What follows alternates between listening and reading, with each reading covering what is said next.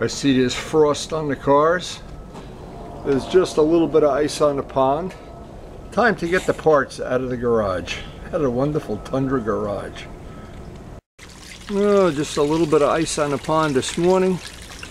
Start my day off with an extra cup of coffee. And of course everything dried up beautifully overnight, but we want to get it down into the cellar. Let it warm up while we're having coffee. We'll pull the tape off. We get the big reveal today. Now one thing's for sure, when the parts are warmed up here, I'll be done with my coffee and we'll get ready to take off the tape and do the reveal. But it's not as quick and dirty as you think. I always like to take my time one part at a time, look at each part under fluorescent lights, seeing if there's any flaws that need to be fixed, because if we had a problem with any of the parts, once we go over to the bench where we look at everything under high intensity fluorescent lights, what I can do, it's already backmasked and I still have the red in the gun. And it's been more than once that I've pulled off the backmasking and then had to backmask it again to touch up one of the colors. But we get to see the reveal today, assuming we don't need a lot of touch-ups. You remember I did that yellow. And then I did a couple of the smaller parts, put the clear on just so I could see the difference in the color, because I was really very emphatic that I wanted to match that color. Yamaha Racing Yellow from the 70s and 80s. And a discerning eye can see just how different that color is. It gets to be a deeper color. I'm not really sure if it shows up on this camera. I mean, we don't have a real expensive camera, that's for sure. But we're working off Steve's sketch, and I can envision the red is going to really look nice. The black, of course, will be very shiny when it's got the clear on it.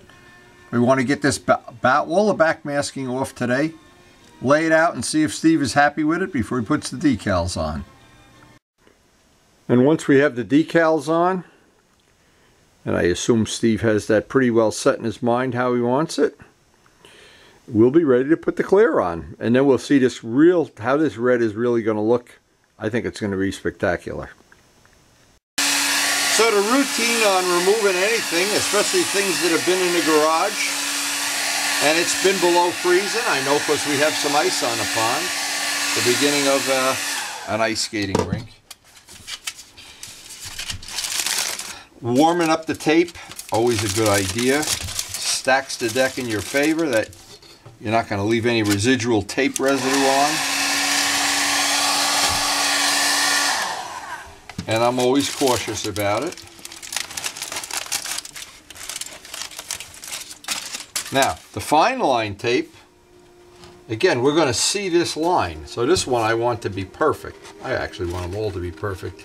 But the backmasking tape isn't really a line.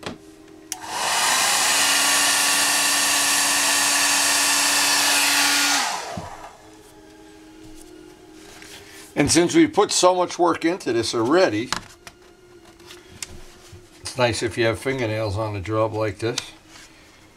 What happens once you invest a lot of time and energy, and then in Steve's case some money even, what happens is you want it to be, every time you up the ante, you want the job to be more and more perfect. And I start off wanting it to be perfect. Oh, this is going to look nice, I can tell.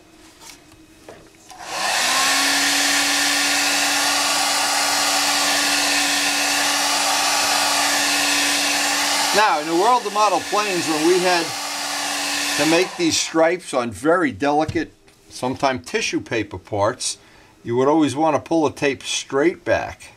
And you wouldn't want to pull it straight up. I'm not sure that's necessary on doing these type of parts, but the heat is always your friend.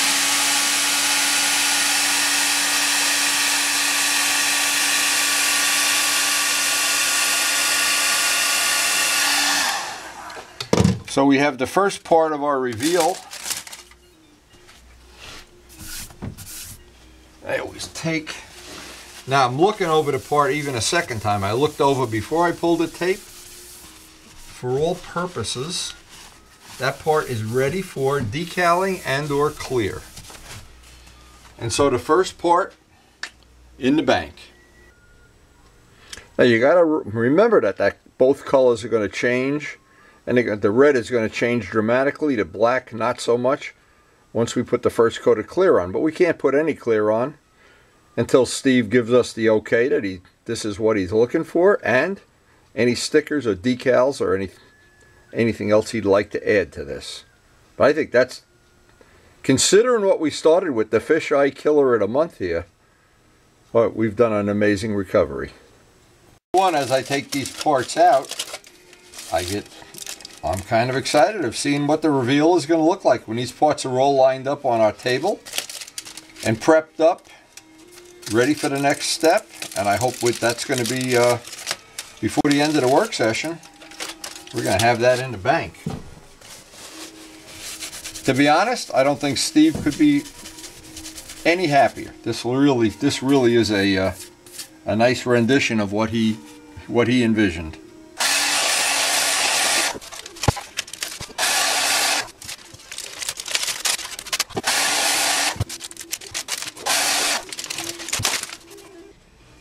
I found my first little touch-up spot. See where the tape let some bleed in and out. Of course, you're not going to see that. The other piece is going to be over there, but I'll touch that up with a little brush with some white on it as I look around. And that part too. And that's a part that nobody's going to see it, but I'll see it.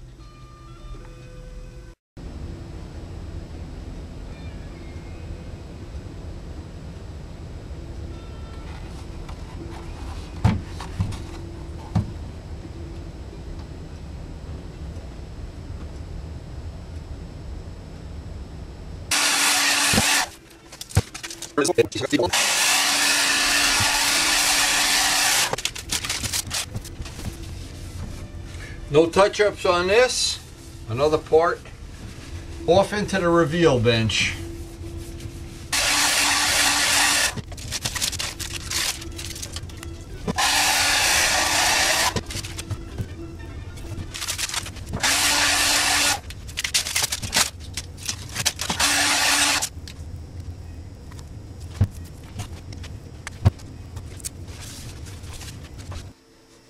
Now, as usually happens, we get a little overspray under there. I'm going to touch that up with a brush. Any little spots I see, I think there was one back here. Always touching things up on here's just a little brush and touch that up. And that is just about as good as it gets.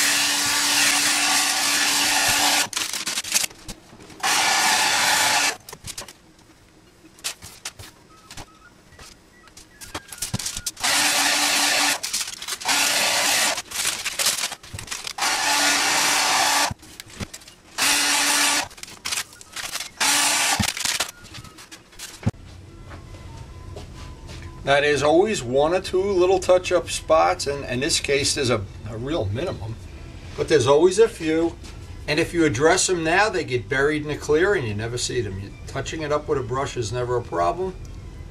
The clear blends it right in. Now, I know if you're really not stable with your hand, you run a piece of masking tape on there.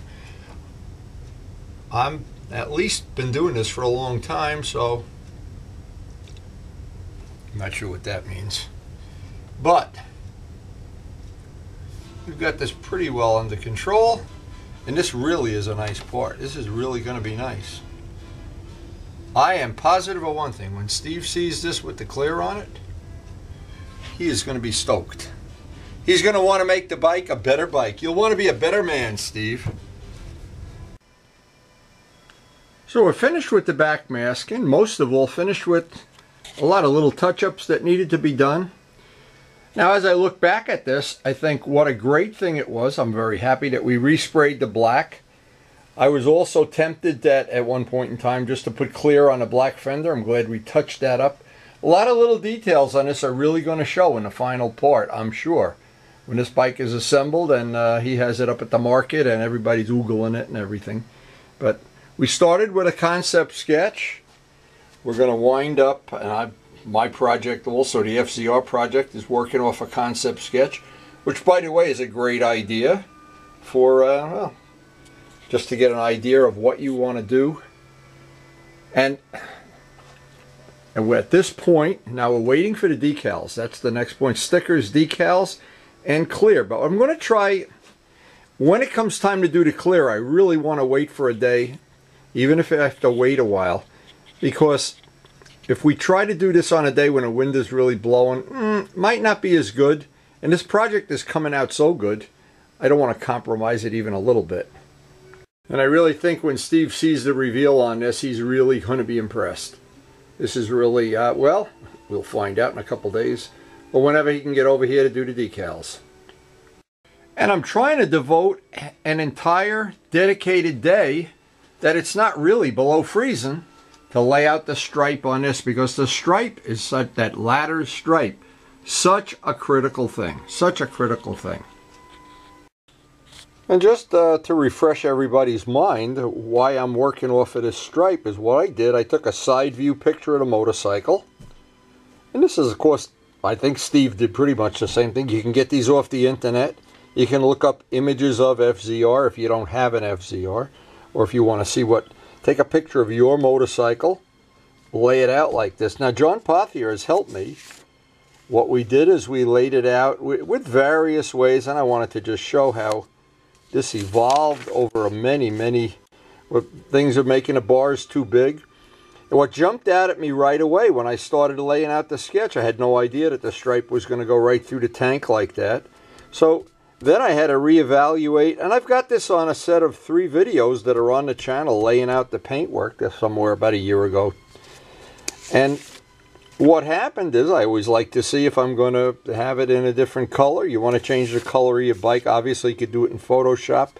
But I did spend a lot of time just thinking about how I wanted to lay this out. Because the goal is to make it look like it has a 70s or an 80s paint job on a 90s FZR.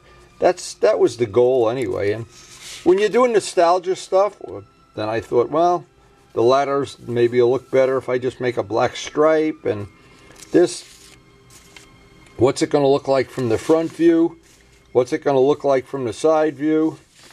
And here's the picture we actually started with. And John obviously cut out the motorcycle. And I'm not sure you can do it with a pair of scissors, a razor, and just glue it onto a white piece of paper. But I had fun doing this whole project. And this project has evolved. This was not a one-shot thing. It didn't evolve over one afternoon or two. I had a concept in my mind. I went through a lot of thoughts and ideas of other things that I thought might work. And there's just no end to it. When you start sketching late at night, jeez, is he on drugs? But anyway, this is what you really want to start with. And I think, and I don't know exactly how John did it, he bleached out the photo a certain amount to get rid of the shadows. But again, I did put, I guess these are all the same. I do have a few of them, though, different sizes and shapes and colors. And I spent some time. But the final result, this is the final result, is up on a wall. I have what I think are the 2 finalists in my beauty contest. And I may change that as it goes by, but here I am. At this point in time, I have the parts. Now, what has to go on the motorcycle is the lower fairing, the seat, and the tank. They have to be on the motorcycle. And it's so critical. When I did the RD400 and got that stripe, I spent a whole day. And if I remember right, it was a summer day I could have been riding, but I really wanted that stripe exactly right. I really want it right on this, but the problem is I want everything right. It's a problem. But the real problem in life, and I guess some of us suffer from it and some of us don't, I have champagne taste and beer income. I really do. It's funny. I like to do things that look like they cost a lot of money, and they're really just a lot of hard work. But anyway, we're at the end of the video. Karen has me mandated to get up there and help her with some Christmas decorations. So it's the Christmas season. We always decorate early. And we decorated this bike today. Boy, I'm real happy the way that played out. I can't tell you. I know Steve is going to be happy when he sees this video. He should be, and if he isn't, shame on him. Yeah, that really does look nice. I think that's going to be a winner. So if you were to visit us over this Christmas holiday season, which may or may not happen, but that's on you. You would see how much work and effort and time Karen has put into this decorating. And we really get into the Christmas season here. And what it is, all through the house, we have basically the whole house is decorated. Every part of it. And we try to involve Miles in it. A lot of stuff is handmade by Karen. And a lot of the stuff we just enjoy doing it every year. Another thing I think that's really special about the way Karen decorates is for every season, Thanksgiving, Halloween, Easter, we have dedicated pillows. It's pretty funny, and of course she has all her artwork. This is all the artwork she's done over the years in our living room. Just getting a little chance to show it off here during the holiday season. And we love to share the work we've put in. We actually, on our video channel, are making these cornices. A lot of the projects that we've done around the house, we've done them and made little videos of them. We enjoy sharing it with our friends. We have a collection of these tin soldiers that we put out every year. We used to have giant ones that we put out on the porch. They got to be, and we made them, and they got to be 20 years old or something. They got in case shabby, so this year we don't have any soldiers on the porch. And of course every year for our family, we have a very big Christmas holiday celebration and meal that usually Karen makes something very special.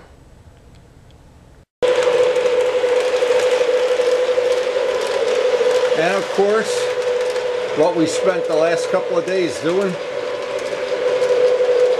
And it's never finished. Every year we say we're not going to add any ornaments, and we go out and spend a whole day buying more stuff, adding more stuff. And of course we have Miles. This is the train we bought Miles for Christmas a couple of years ago. And he loves to come over and run that train. It's so nostalgic here at Christmas time. And I have to be honest with you, like old motorcycles, I live in a 100-year-old house. I have 40-year-old motorcycles.